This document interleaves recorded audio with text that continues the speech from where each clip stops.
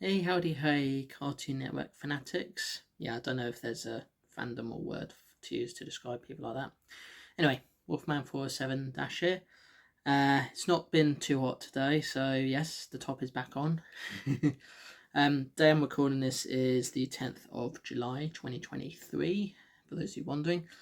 And this Explain the Multiverse vlog is going to be a little bit different to before. Now, before when I did Spider-Verse and the DC Universe ones, I went over the different Earths that have been confirmed or exist, sort of explaining which each one is, what things are set there, and all that. But the Cartoon Network one's a little bit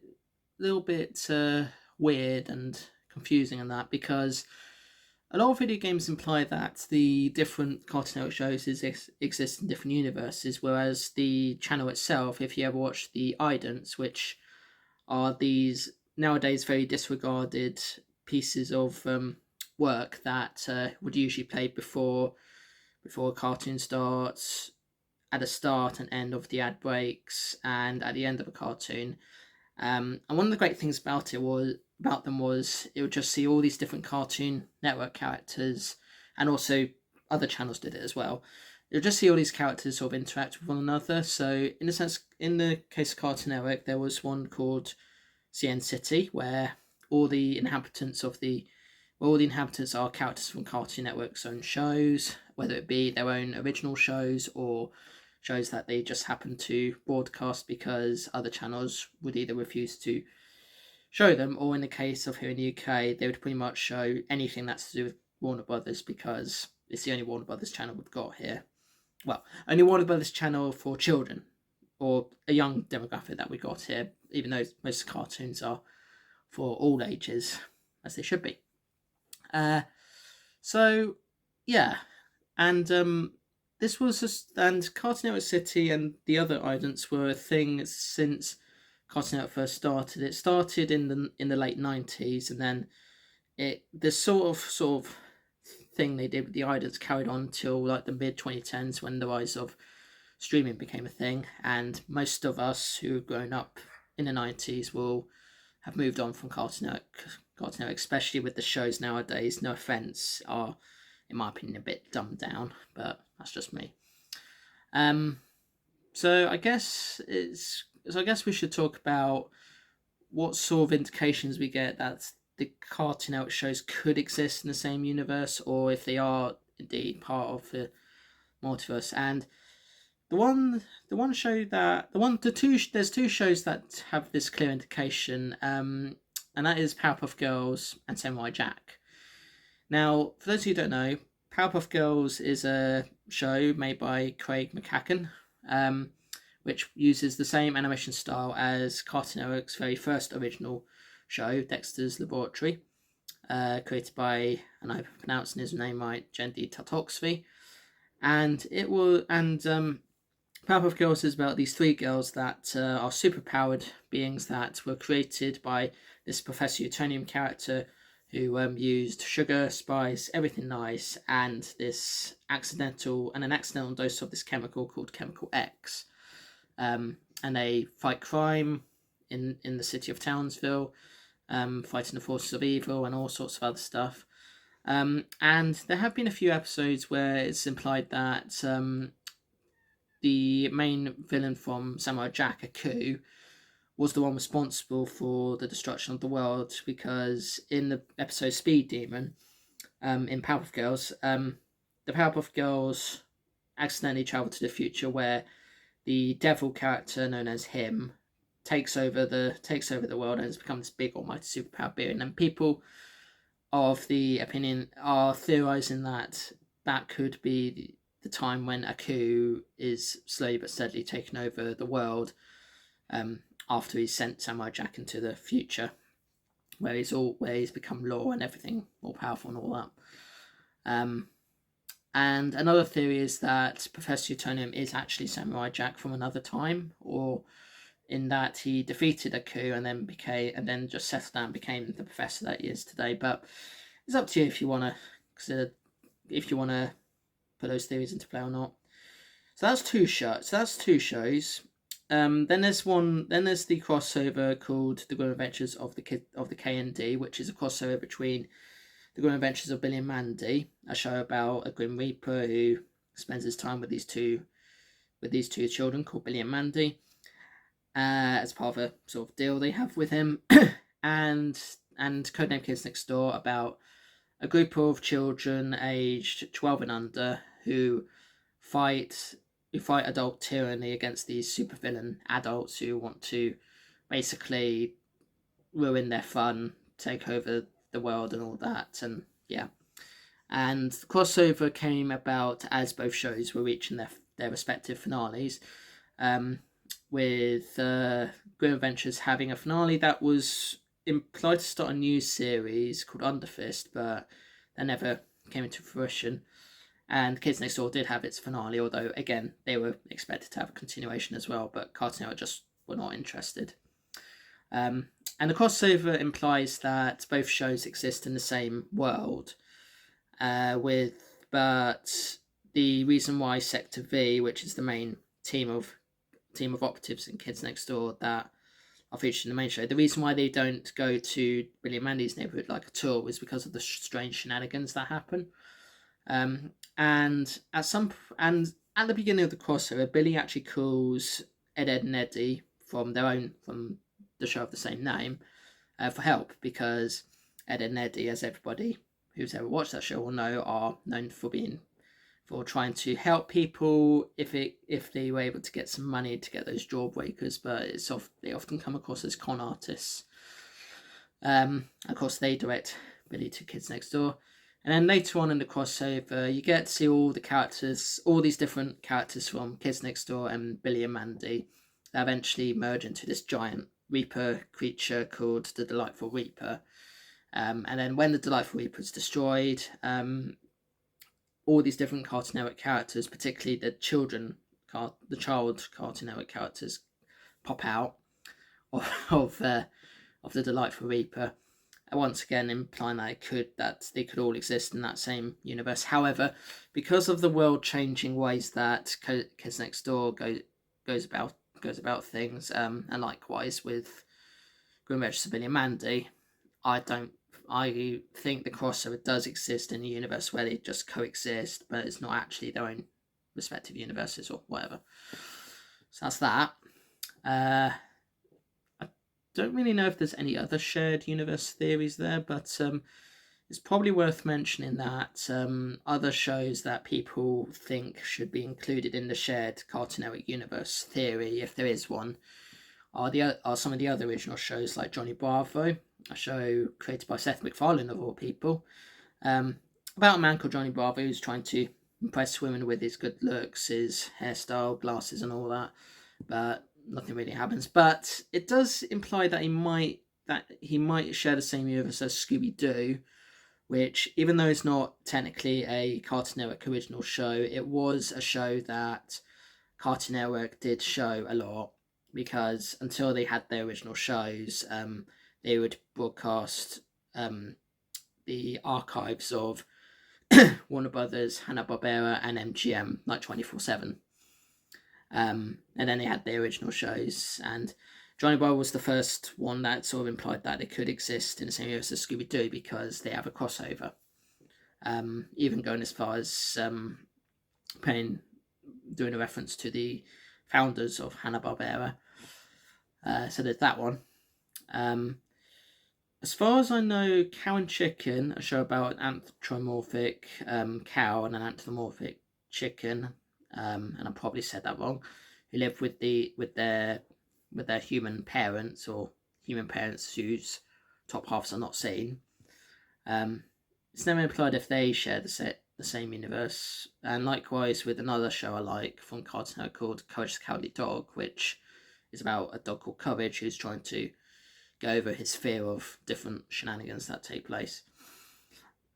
So, yeah, it's an interesting one for sure, but lots of great cartoons that Cartoon Network has, and even some of the newer ones. Yes, okay, maybe they are dumbed down, but even they are trying to be sort of implying that they all share a universe of some kind.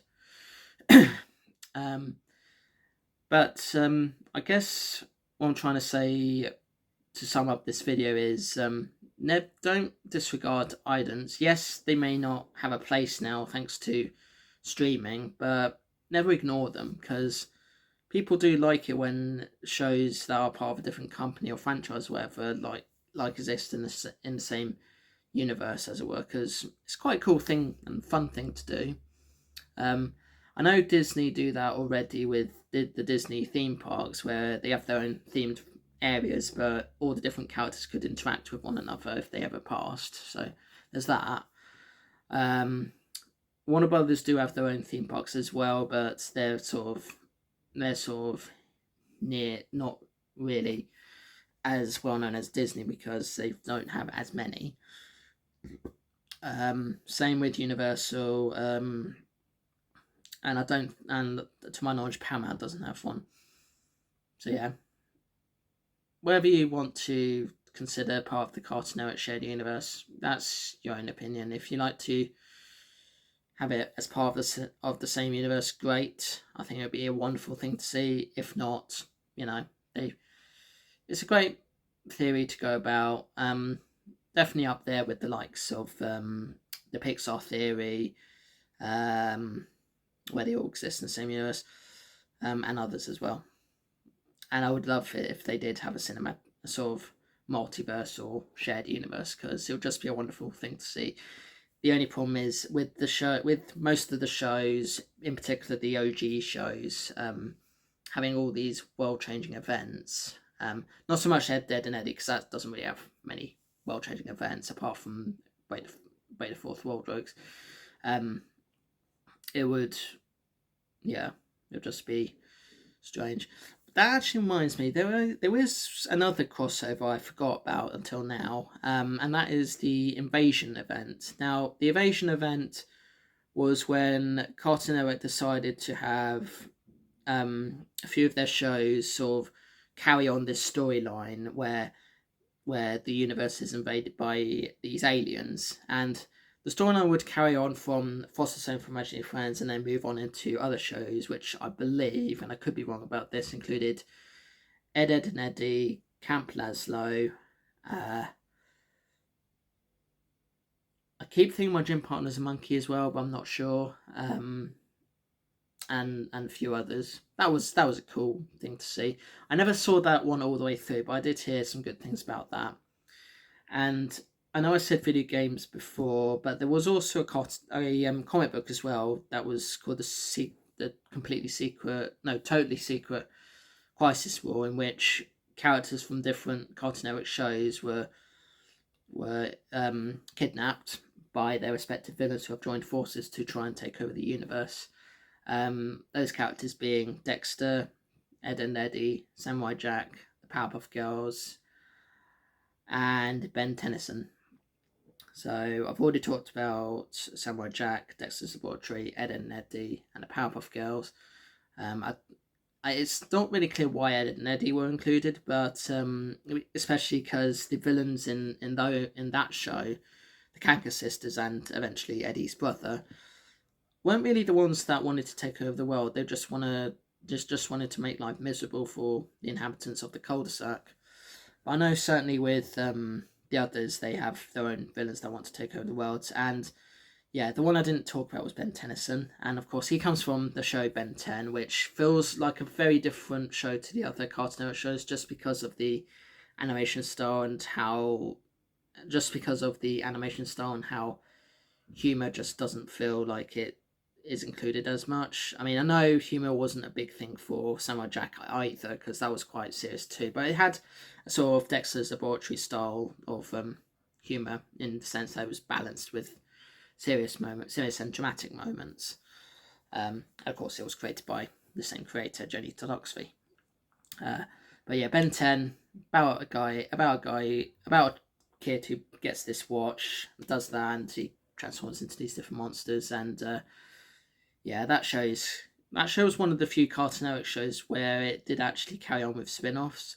Not many Cartoon Network shows get spin-offs. I mean, lots of people want to see the Under Fist become a thing. Lots of people want to see Galacticator Next Door be a thing.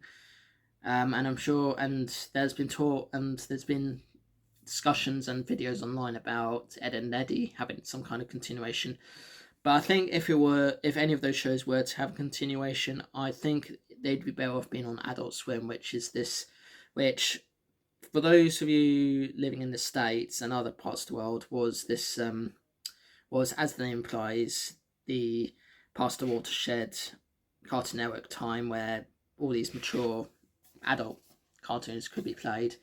And it included things like Robot Chicken, Aqua Teen Hunger Force, and I probably named that wrong, Rick and Morty, and even the final season of Samurai Jack, because they eventually got Toonami, which was this Cartoon Network animation block that they used to do some time ago, but they don't do anymore. Yeah. So yeah, draw your own conclusions to the cinematic universe of Cartoon Network. If you think they should all exist, fine. If you think they shouldn't exist, also fine. But yeah, just draw your own conclusions on that. As someone who grew up with Cartoon Network, I love the channel. I think the cartoons on there are really good. Okay, maybe not the cartoons that they're doing now, because they kind of feel very dumbed down. But I did like a lot of the cartoons that they had on there growing up. And it's a shame that things have happened to the channel that have made it be in the way it is at the moment, because it did at one point have live action stuff, and for a channel called Cartoon Network, you don't want to put live action stuff on there. That's a big no-no. And also the way Warner Brothers Discovery have just decided to rebrand things with the Cartoon Network logo and all that, and yeah, it's not had a great run, but recently, but it was great when it was great. So yeah, and people like me still have fond memories of all of them. So yeah. Right, I'm gonna stop the video there. So thank you so much for watching. If you liked the video, give it a like. If you want to say what you think about Cartoon Network shows, whether you think it should be its own universe, whether the cartoons should be in a multiverse or in their own shared universe, whatever, or anything else you want to say, do so in the comments below. And if you haven't already, don't forget to subscribe, because I'd love to have more subscribers.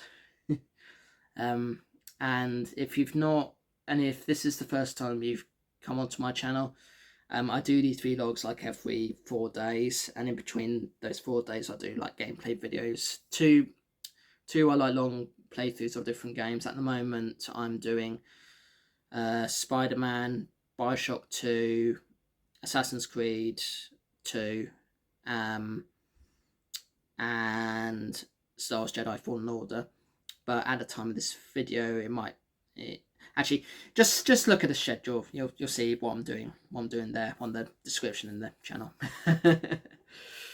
So yeah, and in the third day of the gameplay, gameplay videos, I do something completely random, whether it be a retro game, a game you can currently play that's not being talked about much, or something else. And yeah, as I say, on day 4, I do these vlogs where I talk about stuff, unbox things, taste stuff, and all sorts. So yeah. Anyway, thank you again.